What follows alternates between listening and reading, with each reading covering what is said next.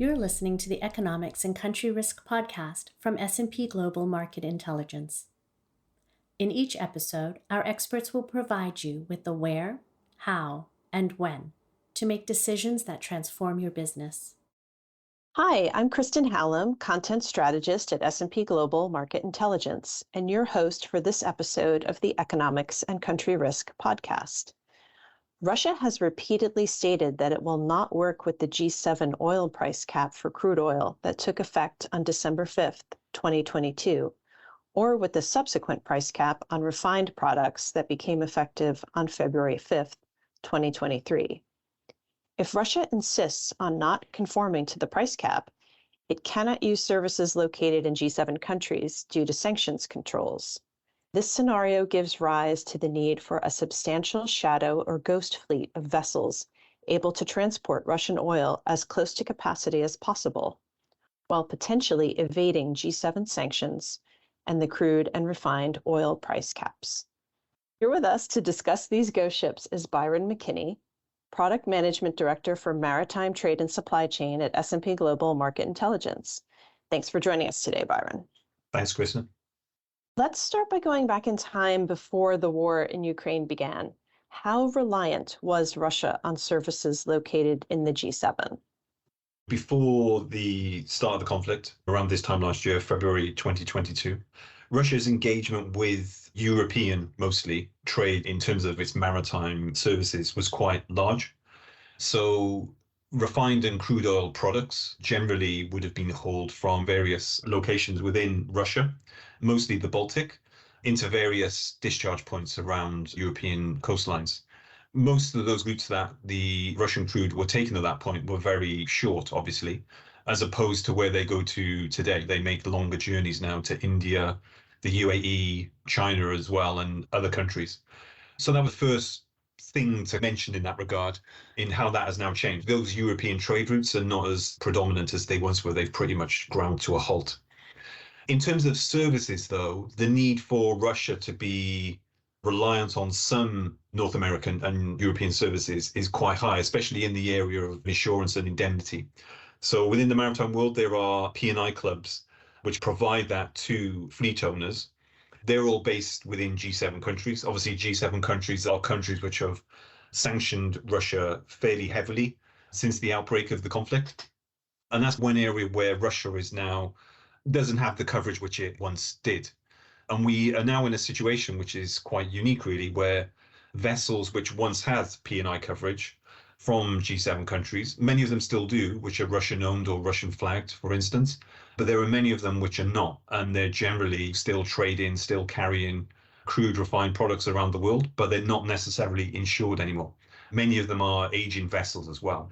There has been talk recently of the environmental or the potential environmental costs which can occur where you have aging tankers carrying crude oil products around the world and they're uninsured also. What would happen if there was an oil spill, for example? Where does the P&I club come into this? And at the moment, for some vessels, obviously it wouldn't. So it's one area which is particularly interesting to watch for the remainder of the year to see what happens there. But that is one service which Russia was not reliant on, but it was a kind of clear connection between itself and Western countries. I definitely want to come back to the P&I Club. But first, I want to talk a little bit about the white paper that you wrote recently on the Russian ghost fleet. How many vessels in it? The number of vessels which we've estimated at the moment, and this was when we wrote the paper, which was back the end of February, early March, was just over 440. I think to be exact, it was 443 vessels which we had in that fleet. That number was based on a number of calculations which we made in regards to data available to us. So vessels which have been previously involved in Russian trade, who have made journeys to Russian ports since the two oil caps have come into effect, vessels which never made those journeys prior to that. Then we've looked at things like ownership structures behind the vessels themselves. So where the group owner is unknown, or maybe the group owner has changed to what appears to be more of a front organization, which does seem to have a Russian nexus in some way. And then we've also looked at vessels which were involved in the hauling of crude and refined products for Iran and Venezuela as well. So vessels potentially which have made journeys to the Malacca Straits around Singapore and have then transferred cargoes onto other vessels which have made their way to China. And there's been a clear Iranian link within those particular journeys. And then similar with Venezuela as well. So vessels which have gone dark, where the AIS transponder has no longer been able to be found on the radar around the coastline of Venezuela. Vessels such as that have also been included within that 443 number as well. So we've come to a clear picture, and maybe the number has grown since we first did the analysis, but that 443 is based on those particular numbers as well.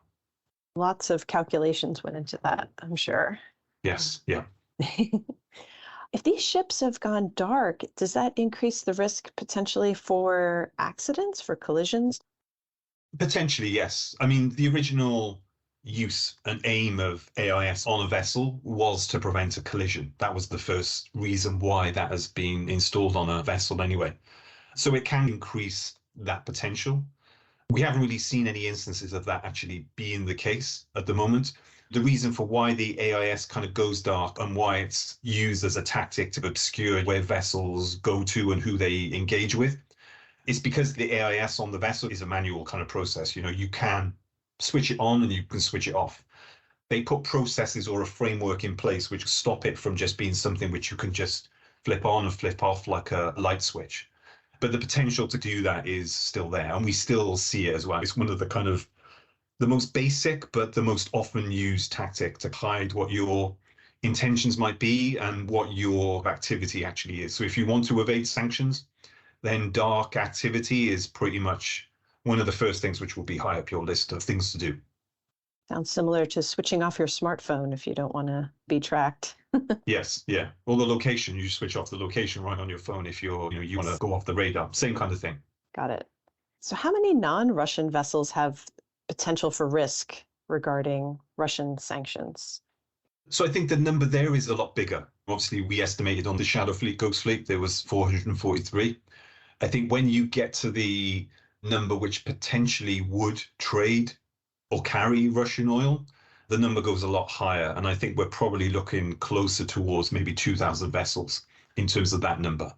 And to give a bit of context around that, those 2,000 vessels come out of a tanker fleet of around maybe 9,000, 9,500. So it's a fair chunk of that fleet.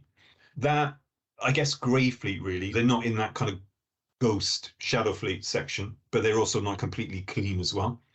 But they are vessels which potentially started to visit Russian ports. Maybe they've conducted at sea cargo transfers with vessels which have visited Russian ports as well. So the potential for those to lift Russian cargoes is quite high as well. And that number is pretty big in terms of the overall fleet as well.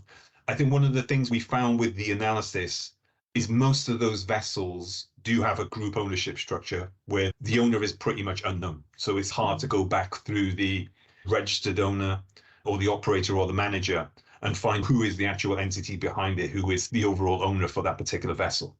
And that kind of ownership structure is, if it's missing for some reason, then it's a good indicator of potential risk on that as well.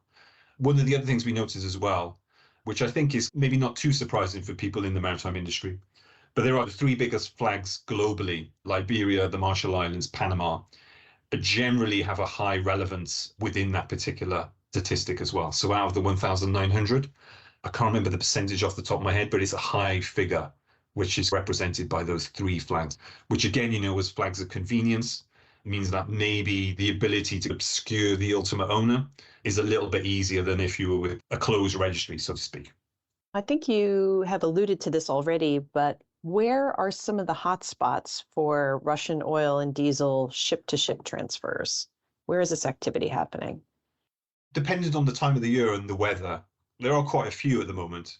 The ones which are kind of the biggest hotspots are the waters around South Korea and then also the Mediterranean Sea as well. And then within the Mediterranean, there are particular areas there as well. The key one is off the southernmost tip of Greece, the Peloponnese region, which obviously, when you think about it, it's gateway from the Black Sea down into the Mediterranean. Is an obvious key area. Obviously, a lot of vessels which kind of move that route will then go down into the UAE to India and further afield as well. So that is a particular hotspot. And in terms of the numbers there, they're very, very high. The other area which we've seen a lot of activity as well is then the Straits of Gibraltar. So the small Spanish enclave on the North African coast of Quetta, just off that location. There's also been a large number of vessels which have engaged in cargo transfers from time to time. And a lot of it is just happening, still the same kind of vessels which are coming from Russian Black Sea ports, but they're just coming further west in terms of where they conduct that particular transfer. And we've seen a lot of transfers which happen there, which then move over to further down into Africa, and then also across to Brazil as the ultimate destination as to where that cargo actually reaches. The other one I mentioned, which was South Korea, is important because it offers another locational hotspot, really, which is the southeast of Russia. So Kosmino is another Russian port within that particular area, which handles oil, which then kind of drifts south from there into China as well. But those are probably the three areas. And if anyone is a seasoned vessel watcher for this kind of stuff, those are the three areas I would say that you'd need to keep an eye on. The other one, final one, is probably the Atlantic as well. But because of weather issues, hasn't been as big as the others. But as we come towards the end of spring and into summer, it's likely to pick up slightly from this point on. So yeah, one kind of area we will be keeping a watchful eye on in the next couple of months. So how do these vessels manage to evade sanctions on the movement of oil and its refined products? Yeah, so it's a good question because there's kind of two things here, really. One is some of the vessels are just making direct port calls to Russia, fully visible. So you see them on the radar on AIS. They make port calls, they go off to various discharge points and unload the product. It's very different to how you see sanctions evasion in the case of a country like North Korea. With North Korea, pretty much everything is done off the radar. It's not open, it's not visible. But Russia still has that option because the price cap says you can still trade oil at a particular price or below that price. And as long as the documentation is there and can be seen, then it's okay for oil to kind of move in a particular direction, shipments can happen, etc. That's all okay. But there is that kind of second piece to it where there have been instances where certain oil shipments have tried to obscure their exact origin. So if they do come from a Russian port, there have been instances where they've tried to prevent the real location being known. And the way in which that's done, we come back to AIS and dark activity. That's the most obvious way to try and hide it. But if you do that, then there is a point where, the AIS has to come back on. You can't keep it out indefinitely. Keeping the AIS off indefinitely raises a lot more suspicion around the vessel. Also, when you get to a particular port, you should put the AIS back on. So if you go to North African port, for example, if you have a refined product, you're going to have to switch it back on before you enter port. So there has to be that kind of period where you're lit up again, so to speak, on the radar. So that's one tactic. The other one is to spoof your location as well. And there has been a few instances of this in the news recently. One quite prominent where the Office of Foreign Assets Control raised a short advisory notice quite recently where it mentioned the Russian ports of Kosmino. There has been some instances of vessels which had tried to spoof their AIS and the MMSI number, which is generated for each vessel. So it looks like the vessel is in one location, but really it's in somewhere completely different. So that vessel might be at the port of Kosmino. It might be loading Russian oil, but the vessel is giving off a different location through its broadcast, and it appears somewhere completely different. So that's another much more sophisticated way of trying to obscure your activity and your patterns of trade, and is the one which, if you really want to hide, that's the one you would probably try. And there are instances of that happening. Some sound pretty simple and some sound more sophisticated. Yeah. Interesting. So is the use of these ghost ships or shadow fleets as high as one might expect? I think at the start of the first price cap in December, potentially it was, and activity did look to be increasing with that ghost fleet. But I think maybe as time has gone on, there are some instances where it hasn't been as stark as maybe people thought it might be. There's still a huge amount of trade which happens, which looks to be working at the price cap limit. and within the boundaries and definitions of the price cap. But it hasn't been the case that the ghost ship fleet has started growing. It's been bringing in much more vessels than previously thought. So it hasn't, in my opinion, been as big as maybe people potentially thought it was. Current news reports and stories as well, which have been out there, have highlighted and shown that the price cap is actually working to the effect it was intended to have as well. So it's been able to keep Russian production at a particular level. Oil has been flowing as well, but we haven't stepped outside of it. We haven't seen anything unnatural which has raised any issue which would say the ghost fleet has to increase in number, or we would see much more sanctions evasion activity. Even though there are instances of it, as we've discussed, it hasn't been as great as first thought of. It's weakened slightly over the last couple of weeks and months. But yeah, we will see what happens, as we get into the summer and beyond. But currently, that looks to be the case. So now we'll come back to the P&I Club. Why does the P&I Club need to be so concerned about ghost ships, and what other companies or financial institutions should be concerned? So the reason, obviously, for being concerned is vessels are huge entities on their own in terms of a structure. The cargoes they carry, especially when it comes to oil products, are hugely expensive. When you think about it on particular vessels, even of various sizes, you'd imagine the cargo is many millions of dollars. So it makes sense that if you own the cargo or you own the vessel, that there has to be kind of insurance at some point through the process to ensure that things operate in the way they do, and there's no issue which could arise if something goes wrong within a particular journey, which might last weeks or months. So it's very important that that is in place. Again, it's the same way in which the supply chain is put together, and why insurance companies, financial institutions such as banks are involved in the trade as well, to be able to ensure that various instruments around trade finance, for example, help to ease the passage and flow of cargoes from one location to another. So it's important that those particular types of service are in place and are available to the maritime industry as well.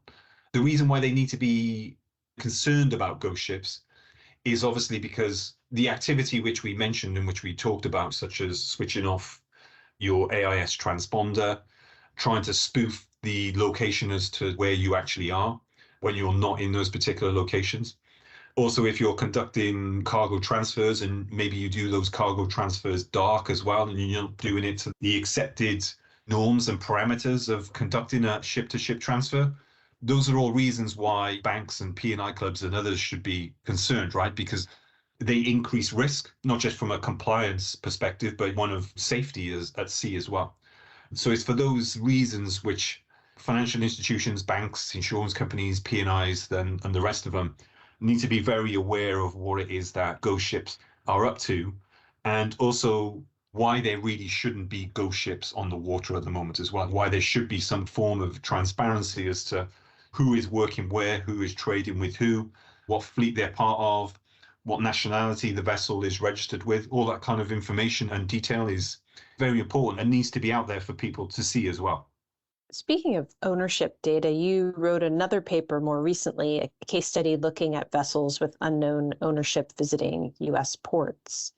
What conclusions did you draw from that? The reason we decided to write that was based on the Russian ghost fleet originally, but there was also another element or another angle to it as well, which we wanted to take a look at and we wanted to test. So there was a conversation we had with a particular partner of us at S&P Global, who mentioned that within their screening checks, their organization, their institution, if they see a particular vessel which is involved in the trade which they're working with, and they notice that the ultimate group owner of the vessel is not known or is unavailable, then they generally see that as more high risk. We wanted to look at that and see whether there was anything within the data itself in terms of overall ownership of each and every cargo carrying vessel globally, whether that was true. So we wanted to test the hypothesis.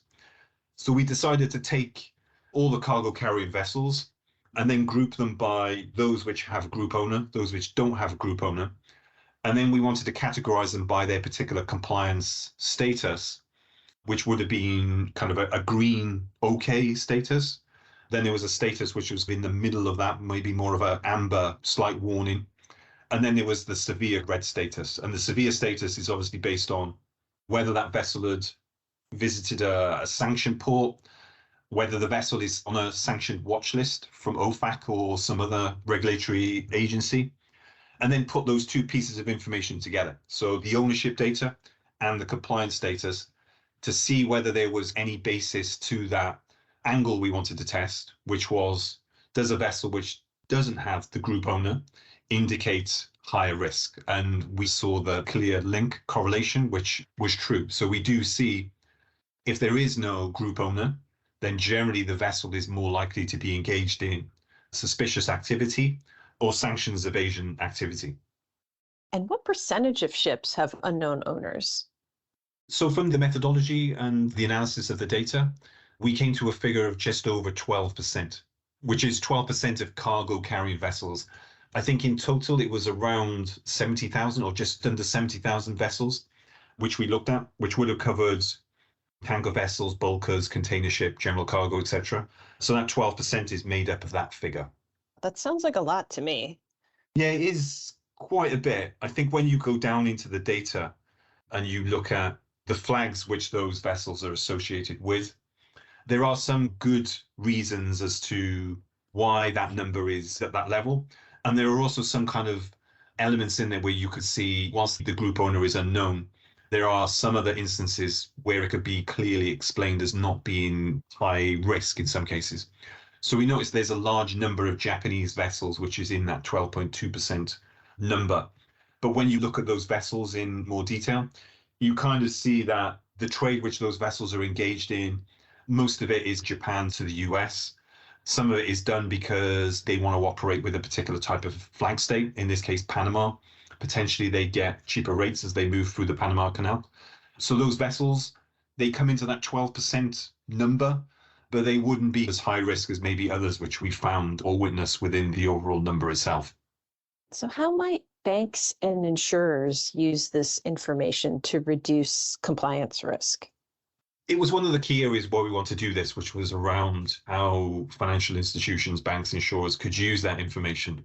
I believe that the ownership structure of a vessel in terms of a compliance screening check is fairly low down the overall checklist, if you will.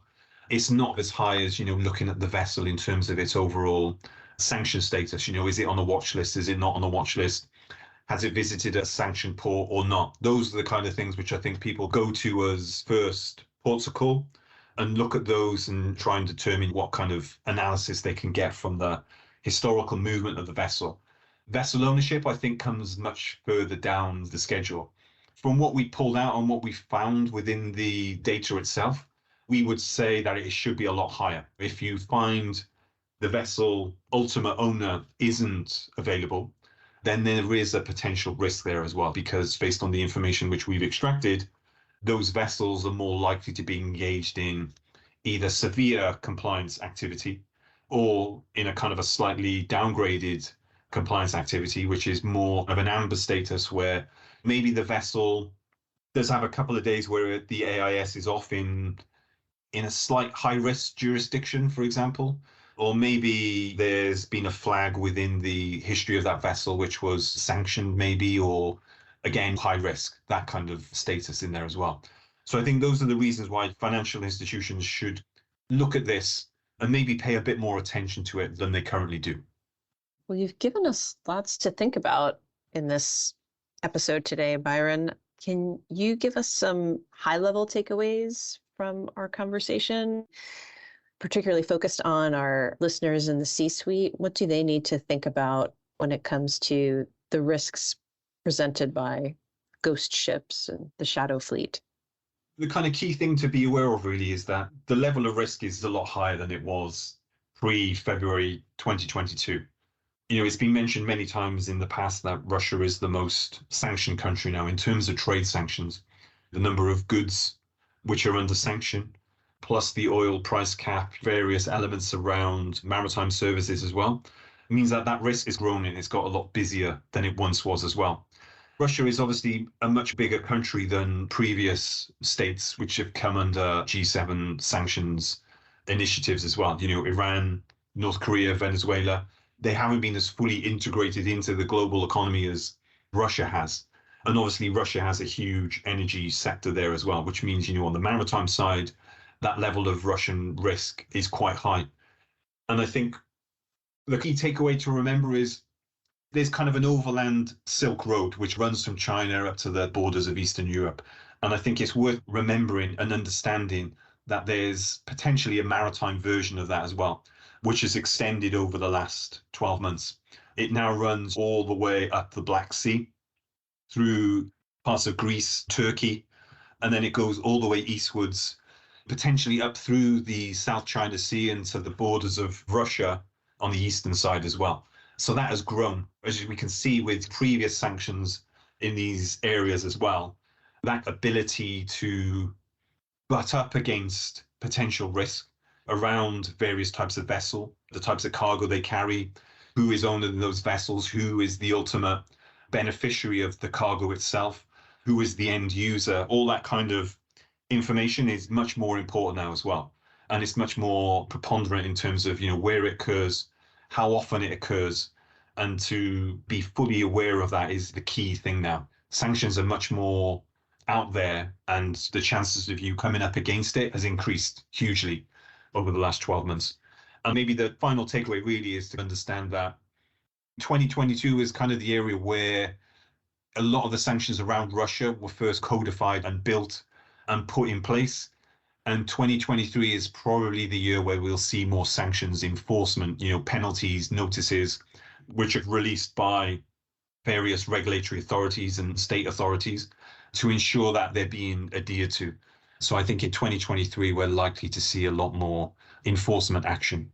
That's something definitely to keep an eye on. And I like that image of maritime version of the Silk Road. That's one of my takeaways from our conversation for sure.